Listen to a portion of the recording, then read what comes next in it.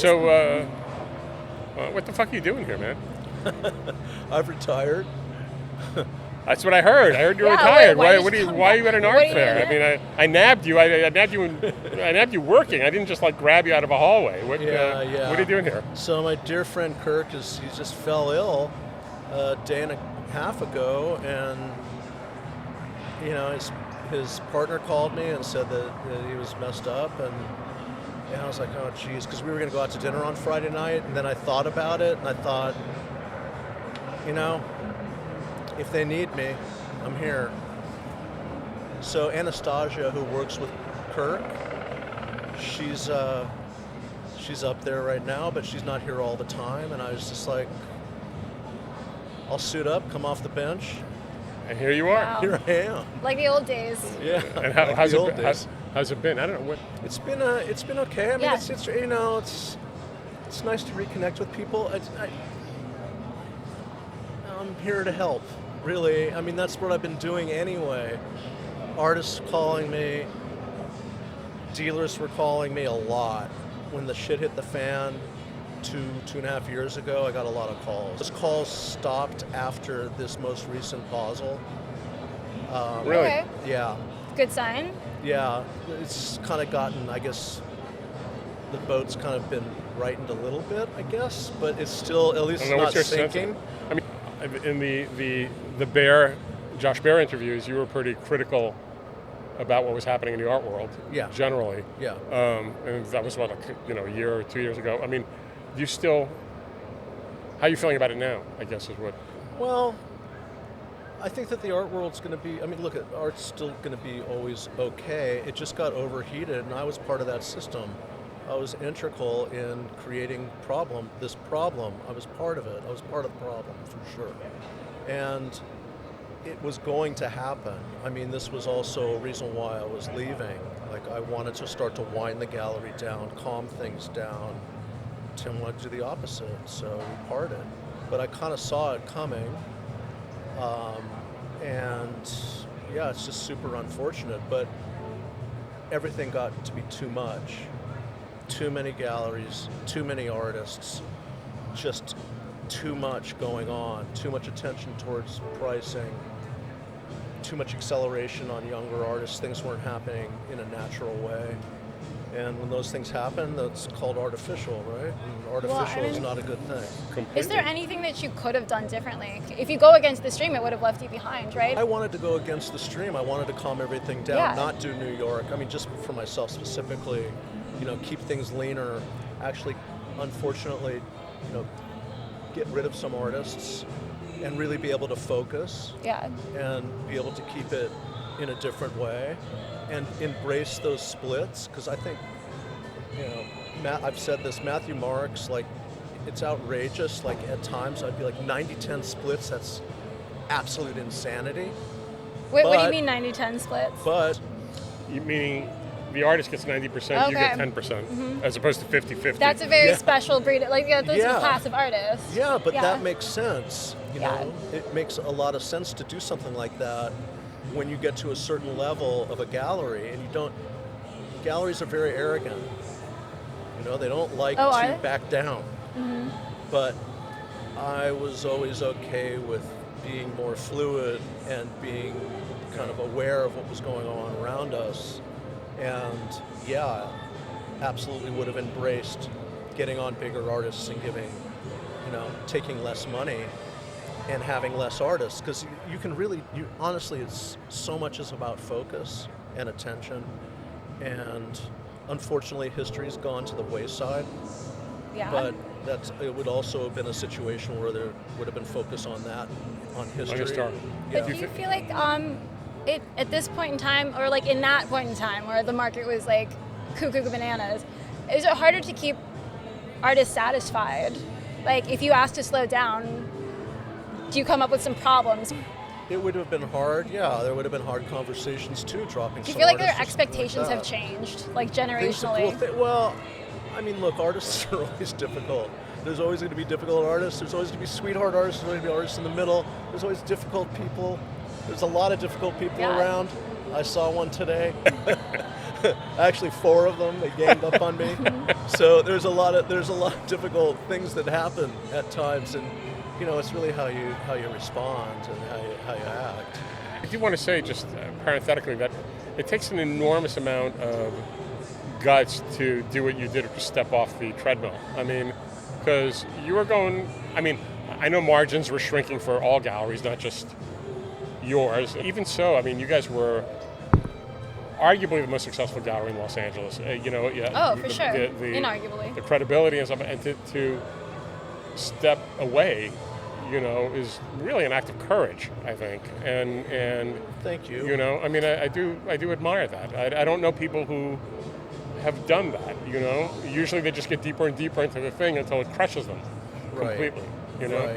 But I mean, it was bittersweet because I was leaving the artists, I was leaving the staff.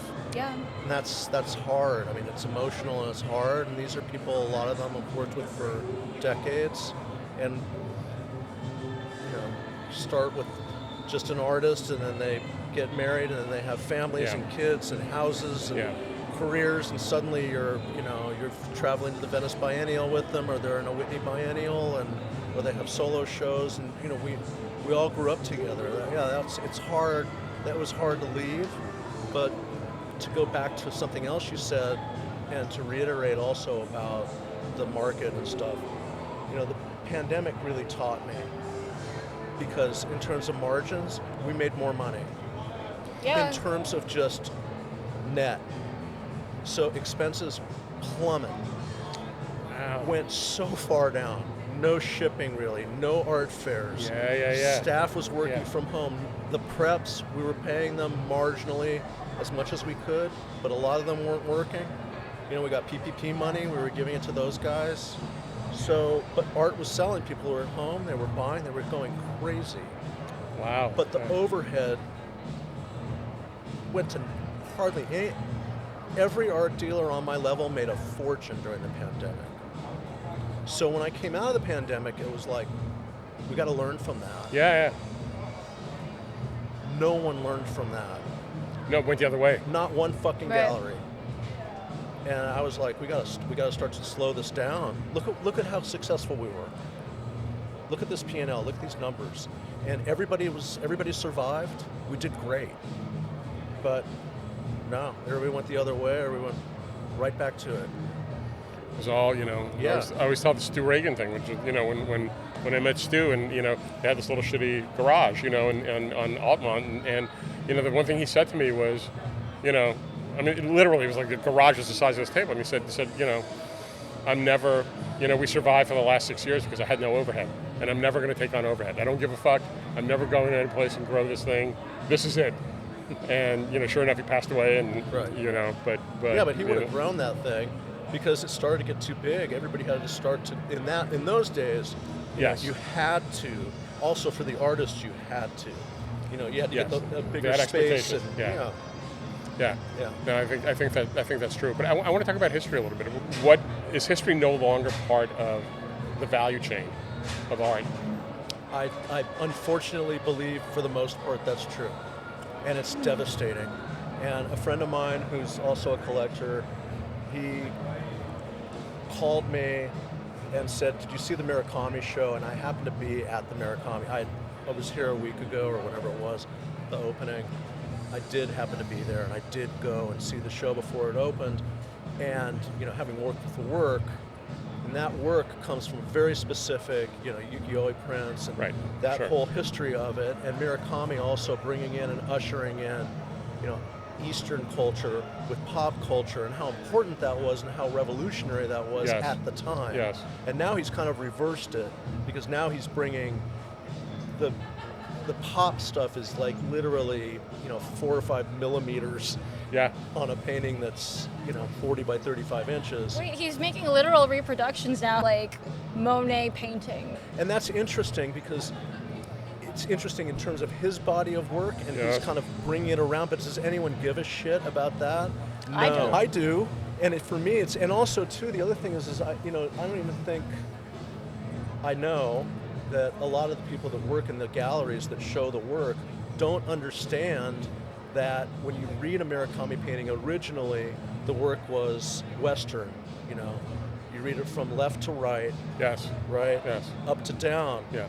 Japanese eye travels from right to left, you know, down to up. Those paintings, some of them, you look at those paintings that are at Periton right now, if you read them that way and with a Japanese eye, they're completely different. They're still balanced, Wow. but they are completely different. The ending's the beginning, the beginning's the ending. And that kind of stuff I used to love to impart. I used to love to be able to explain. Yeah. That was the part I liked in terms of selling.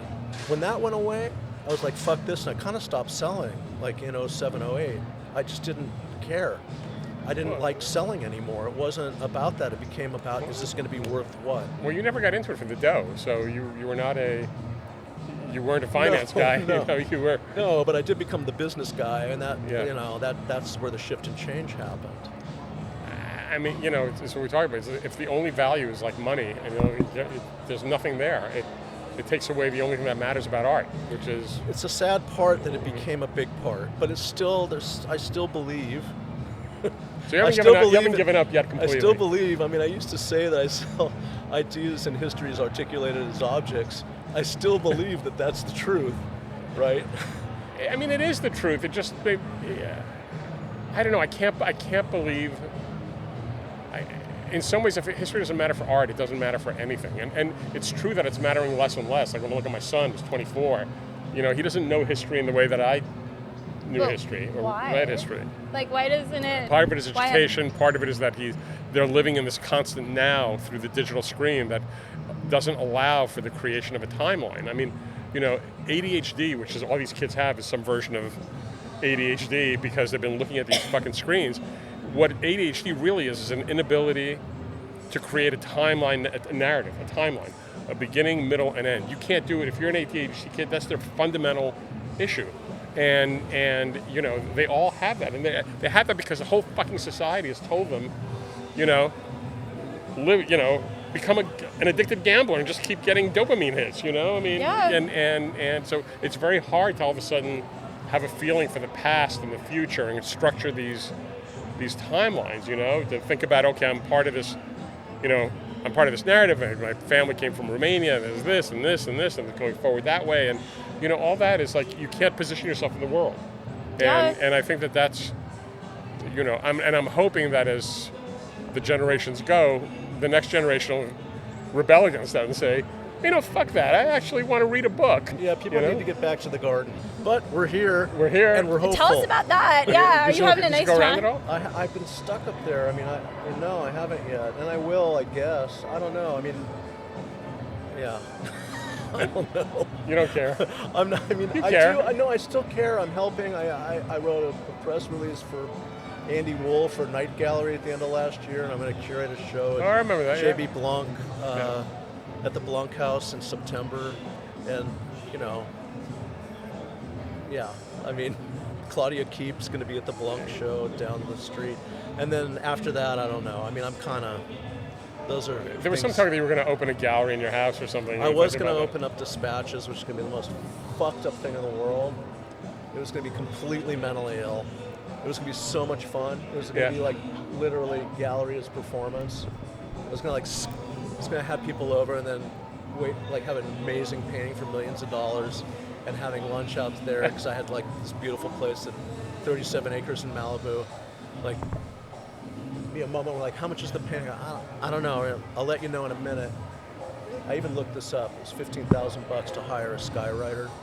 I was going to hire a skywriter for like 3. Like, oh, there's the price. Just, you know, some painting that was a slam dunk that I was making not 10% on. I don't care about putting that out there. No. Or having somebody have to like walk the trails with me to go see a sculpture. So just a different way of engagement. Yeah. Small, weird, no press. You know, no PDFs. None. It would have been just a radical what happened? departure. The house burned down in the Malibu fires. Oh, yeah. Oh, that. Yeah. Yeah. So, yeah, that dream got smoked. So you're not thinking of anything? No, I mean, I kind of, you know, it takes time to get out. Yeah.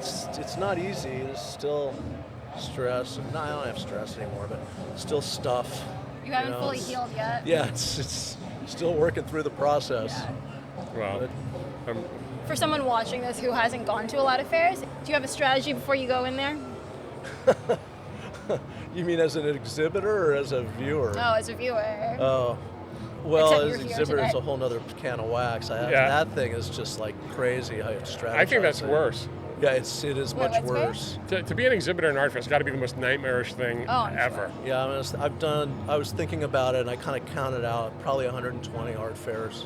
Wow. Which is disgusting. Yeah, horrible. It's terrible. They're It's like being in a casino, but like less fun. Yeah. Yeah, but for this fair specifically, this one, I mean, the smartest thing to do is to go up to the top floors first, get that out of the way, because the elevators get packed, and then you come down here and get out. But the issue with that is that the bigger galleries are down here near the cabanas, so people are going to rush towards that. But in the way that things are right now, I don't think anybody has to rush towards anything. Yeah, no, I don't. So my advice for next year here, you get in the elevator, you go up, you see those galleries, then you get down. Good advice. And then you go see this. Yeah. And get here early if you can. That. And then of course, most comfortable clothes ever.